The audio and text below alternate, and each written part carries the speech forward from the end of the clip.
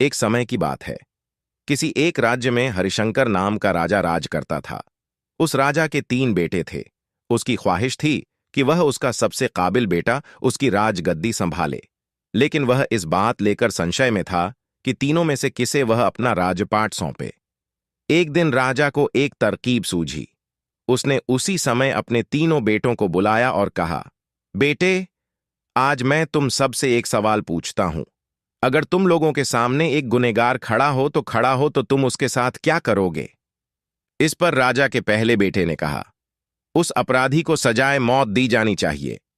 वहीं दूसरे बेटे ने कहा, गुनहगार को कालकोठरी में बांध देना चाहिए।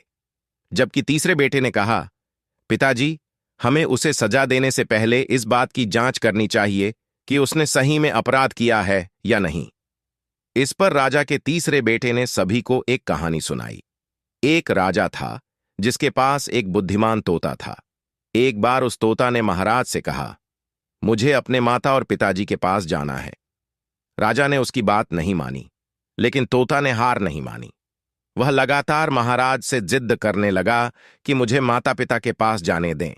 अंत में राजा ने तोता की बात मान ली और कहा, ठीक है, तुम अपने माता पिता से मिलकर आओ, लेकिन वहां ज्यादा दिन नहीं रुकना। राजा ने तोता को केवल 5 दिन की अनुमति दी और कहा, तुम 5 दिन में अपने परिवार वालों से मिलकर लौट आना। इसके बाद तोता 5 दिन के लिए अपने माता पिता के पास चला गया। छठे दिन जब वह राजा के पास लौट रहा था तो उसने सोचा कि क्यों न वह महाराज के लिए कुछ उपहार ले लिया जाए। फिर वह पर्वत की ओर निकल पड़ा। दरअसल वह महाराज के लिए अमृत फल लेना चाहता था। वहां पहुंचते पहुंचते रात हो गई। तोता ने पर्वत पर पहुंचकर फल तो ले लिया, लेकिन रात हो जाने के कारण वह आगे नहीं बढ़ा और वहीं रुक गया। उस रात जब तोता सो रहा था, तभी एक सांप वहां आया और उसने राजा के लिए गए अमृत फल को खाने लगा। सांप ने फल को खाया, इस कारण उस फल में जहर फैल गया था। हालांकि तोते को इस बात की भनक तक नहीं थी। अगली सुबह जब वह जगा तो फल लेकर महल की ओर चल पड़ा। जब वह महल पहुंचा तो खुशी खुशी सीधे राजा के पास गया और कहा, महाराज, मैं आपके लिए यह अमृत फल लेकर आया हूं। आप इसे खाएंगे तो सदा के लिए अमर हो जाएंगे। यह सुनकर राजा काफी प्रसन्न हुए। उन्होंने तुरंत उस अमृत फल को खाने के लिए मांगा। इस पर एक मंत्री ने कहा, जरा रुकिए महाराज, आप इस फल को बिना जांच किए कैसे खा सकते हैं? एक बार यह देख तो लीजिए कि तोता द्वारा लाया गया यह अमृत फल सही है या नहीं। राजा उस मंत्री की बात से सहमत हुआ और कहा कि तुरंत इस फल को एक कुत्ते को खिलाया जाए। राजा का आदेश पाकर सैनिक ने फल का एक टुकड़ा कुत्ते को खिलाया। फल खाते ही कुत्ते की मौत हो गई। यह देख राजा गुस्से से आग बबूला हो गया। उसने क्रोध में आकर तलवार से तोता के सिर को काट दिया, साथ ही फल को फेंकवा दिया।